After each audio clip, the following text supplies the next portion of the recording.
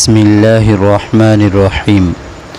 দাওয়াত বাড়িতে খাওয়ার পর যে দোয়া পড়বেন, আল্লাহুম্মা বারিক লাহুম ফীমা রাযাকতাহুম ওয়াগফির লাহুম ওয়ারহামহুম। অর্থ: হে আল্লাহ, তাদের যে রিজিক দিয়েছেন তাতে বরকত দান করুন, তাদের ক্ষমা করুন এবং তাদের প্রতি দয়া করুন। হাদিস: হযরত আব্দুল্লাহ ইবনে বুসর রাদিয়াল্লাহু তাআলা আনহু থেকে বর্ণিত, তিনি বলেন, রাসূলুল্লাহ সাল্লাল্লাহু আলাইহি ওয়াসাল্লাম আমার বাবার কাছে এলেন। আমরা তার জন্য খাবার পরিবেশন করলে তিনি তা আহার করলেন।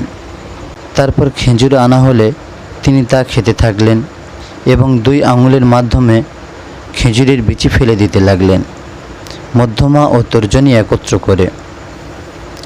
তারপর পানীয় দ্রব্য আনা হলে তিনি তা পান করলেন।